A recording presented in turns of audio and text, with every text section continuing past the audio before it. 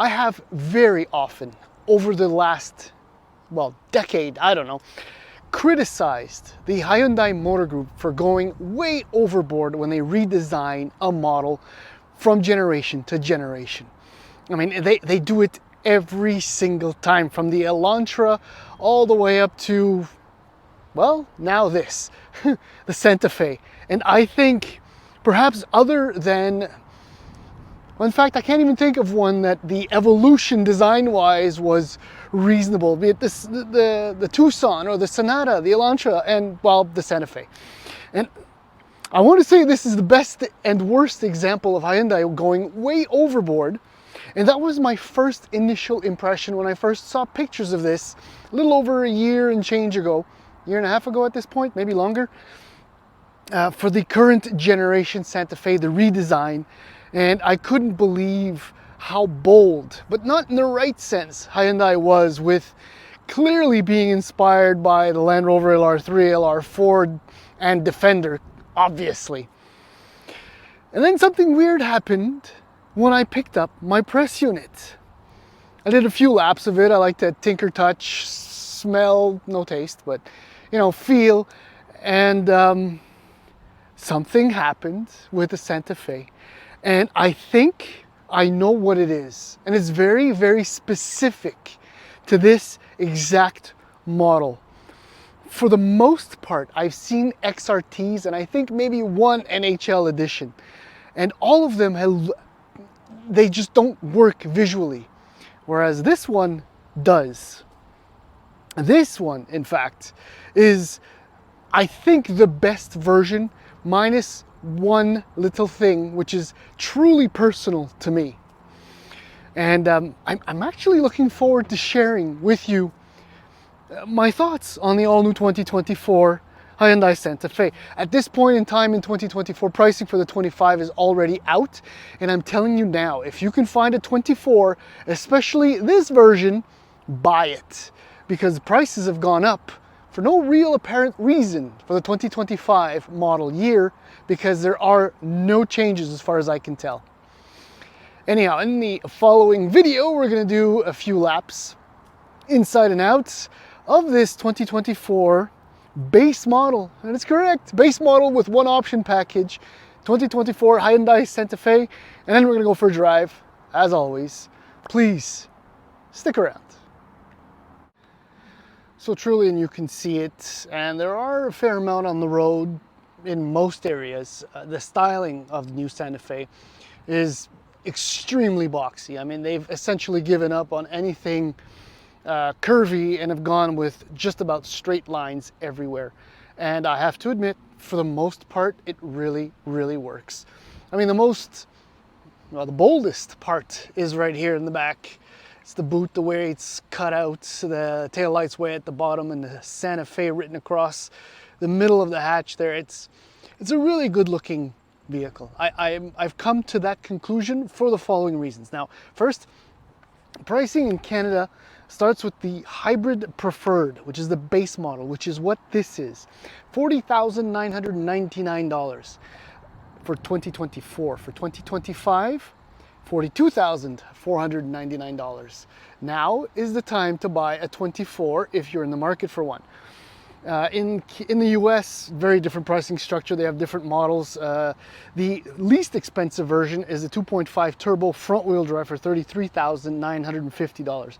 We don't really have that equivalent here in Canada because the 2.5 liter turbocharged engine starts at $46,999 for 2024, and it's an extra grand for 2025, the same model. So what's included in this model, because this is a preferred, 12.3-inch touchscreen display, heated seats and steering wheel, 18-inch wheels, all-wheel drive, power tailgate. I mean, the basic features are absolutely complete. What makes the difference with this is, first, this pebble blue color. It's got like a golden hue to it. It is so lovely with the contrasting cladding. I mean, there's an excessive amount of cladding, but, well, no, I shouldn't say excessive. And there's very little bright work. I mean, the only bright-ish work is down here at the bottom of the door, and there's kind of an equivalent on the front end, and it kind of wraps around the whole thing. The that works. And the other one are these 20-inch wheels, which are part of the, my shadow, apologies, to the Trend package, which is an extra $4,000. So if you math it out, this thing is $44,999 before fees, all other fees. If you think about it, like a top trimmed Honda Civic is $41,000. Which is probably why Hyundai increased the pricing of this thing for 2025. But the Trend package includes these 20-inch wheels. They make an enormous difference, and they're very clean. The style, the look, and the sizing just for the body, it really, really works. Now, speaking of body, the whole thing is 4.83 meters long. So it's not enormous, but it's a good size. Definitely a good size. And the wheelbase is 2.8 meters long. I don't know, I'm just sharing stuff with you. And the Trend package also includes leatherette, a dual panes moonroof or sunroof, 12.3-inch digital IP, 8-way power driver seat, and 7-passenger configuration is the only way to get this version, the preferred hybrid. In fact, I'll tell you right now, if you want 6-seater, as I do, you have to get the ultimate calligraphy, and it's something like $52,000. I should have triple checked that amount, but it's really expensive, and I wish there was a 6-seater package configuration option for this. Okay, so power hatch. One issue, other than the 6-seater configuration, is that I'm using all seats with, if you've seen past videos of mine, now there are 6 of us, behind the third row, 413 liters of trunk space alone. There isn't anything going on under there, if you must know. So this is an issue because we can't really do anything with the Santa Fe, as in we can go places, but we can't bring a lot of stuff with us. One thing, and this is by experience, raised roof rails are standard on this thing. So you can get a vast majority of just general, what's the word am I looking for? Generic roof rails, crossbars, will fit on this, and you can put a box. And I was tempted to do that, but I won't. Anyhow, 413. 1,148 liters with the third row down, so that's very usable. So this is an excellent mid-size 2-row SUV and a decent-ish 3-row mid-size SUV. And just so you know, like the seats, it's actually kind of snug. Even for the kids, I mean, they're about 8 years old when they sit back here. For adults, it's not really doable. But you know what, in a pinch it works, and even it could be stretched and be used as, you know, a regular 6-seater or 7-seater, whatever it is you're going to do. Well, speaking of 7-seater, you could actually squeeze an adult, mild size adult, between the 2 seats if you really had to. Otherwise, the rear bench is great. So yeah, to power recline. It's not ideal the way it works because it doesn't flip up. So it's a little bit of a struggle to get in and out of the third row, which is what leads me to believe furthermore that this is like an occasional third row use mid-size SUV, but it can work. And there's room back here. I kind of showed that to you. The other stuff is functionality, absolutely built in, 2000% in this. I love like this extended kind of half handle.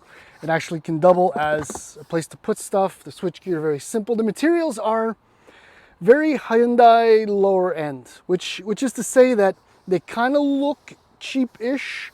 They are a little cheap-ish to the touch, but I'm gonna go and guess that, you know, it'll last a number of years with reasonable use. So when you get the Trend package, you do get the power driver seat with lumbar adjustments. The seats are okay. Nothing exceptional. I mean, they actually look better than they are comfortable and supportive, but so far for the drives I've done, they're ideal. Storage is really the name of the game here. So you have that big bin down there. It's already running. So this is a clever little piece of storage. I like that. This is a beautiful parcel shelf. I love that. And whoops, glove compartment. The storage is great, and the door bins are good. And over here, there's your wireless charge pad, more room for stuff, loads of room for that. Where it kind of, oh yeah, and the twin 12.3-inch curved display, that's really, really nice. Steering wheel, it's kind of weird, huh? No Hyundai logo. I like it, and it's I don't know, the styling of the steering wheel is actually quite nice. Spokes are kind of well isolated, you know, the controls. I do enjoy that. The grip is great. And the menus, as is with all Kia, Genesis, and Hyundai products, are very straightforward. Stuff is easy to reach. You know, go back home, and you actually have a series of hard buttons for shortcuts. All, you know, drive modes, and this is kind of interesting. So there's Eco Sport and My Drive. See, there's no like normal drive mode because this is the hybrid. And then there's snow, mud, and sand. I don't know who would actually go in snow, mud, sand, but you know, you have all these options. The only thing that falls apart for me, other than some of the, you know, not slightly less than ideal plastics, is the HVAC display panel. The controls, the space, the way they're laid out, everything is very, very snug. So you absolutely have to look at what you're doing, and you have to concentrate far too much. 2-mode heated steering wheel, which is nice. 3-mode seats.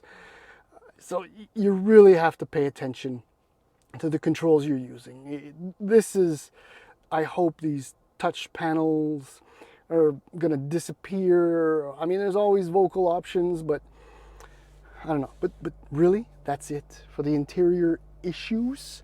For normal use, and as a bonus, I mean, I really like visibility. Visibility is good. Everything is square. I mean, you can't really tell in the shots, but the pillars are fairly upright. This little cutaway here is wonderful, and the base of the A-pillar is fairly thin. I don't know, it's almost all good news. And when you drive, it's still good news. So let's go. Right. I didn't show you the shifter. I just realized because it's the same one you'll find in most Kia and Hyundai products, where it's kind of a column shifter type deal where you rotate forward for drive, rotate backwards for reverse, and then you push the button on the end to put it in park. I'm so used to it now because I've driven so many in the recent past. But even so, as I say that, I realize that I've often gone reverse thinking it was in drive. I don't know, that's just me. Now, I mentioned in the US and in Canada, there's a 2.5 turbocharged 4-cylinder variation. It's the same 4-cylinder you'll find in a number of products, which puts out 277 HP and I think 311 pound-feet of torque. It's fine and dandy. It comes with an 8-speed dual clutch transmission, but frankly, I'm not interested in that engine whatsoever. It's in Canada, and this is the product planning genius.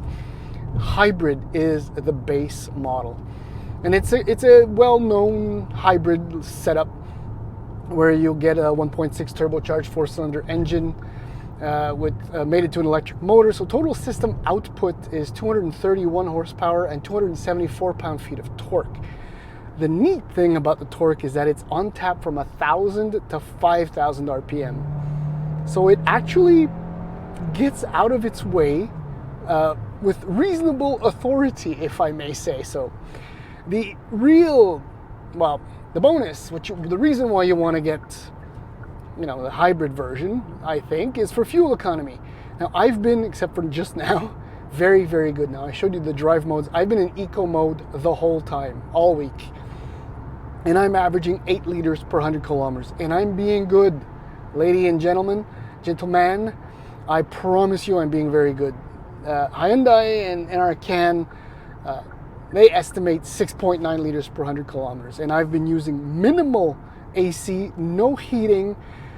We've been 6 on board once so far this week. So it's not, I have a hard time believing that, let's just say 7 is the real number. I think 8 is the actual real number.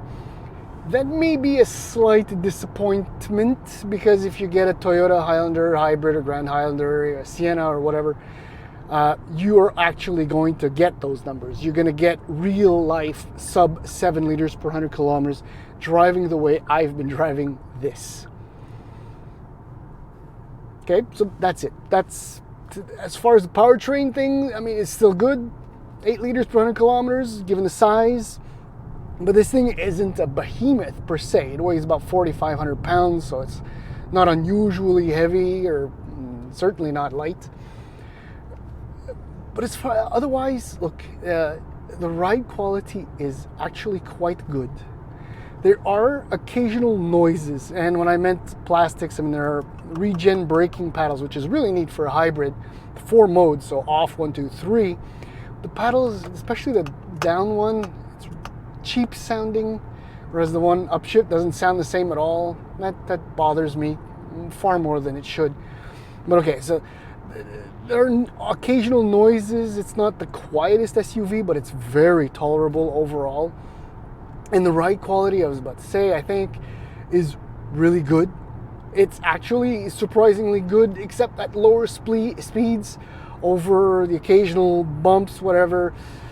Maybe that's to do with the 20s, maybe with the 18s it will be a little bit smoother running, but for the look of the 20s, I'd stick with the 20s. Brake pedal feels fine, steering is okay. The drive is probably textbook for your average mid-size SUV. I'm going to be flat out honest with you. I was going in to review this thinking that, what have they done? But I'm walking away thinking, oh, they knew what they were doing. And in the segment, I mentioned the Highlander. Grand Highlander is bigger. You know, and then if you get to other hybrid iterations, well, you have the Grand Cherokee, but they're insanely expensive compared to this. And then you have other petrol alternatives like the Pilot and a number of other options. The Volkswagen Atlas Cross Sport, I got this, with the 4-cylinder turbo. It's, you know, or the big one if you want 3 rows. It's, I don't know. It's really kind of a sweet spot. The killer things for me, and you have to keep in mind, it's a temporary thing, is the styling, because it'll grow old real fast, especially when the next one comes out in 6 years, maybe less, knowing Hyundai. And so the styling is good, is what I'm saying, but it'll get old fast. It's the value, even for the extra. I can't math. $1,500. They want more for no real reason for 2025. It's still value packed like almost no other SUV in the segment, for the equipment too. And the hybrid powertrain, I mean, if it can stay reliable and the 1.6 can keep doing what it's supposed to do, it's an impressive product. I actually quite like it. And I will say no more.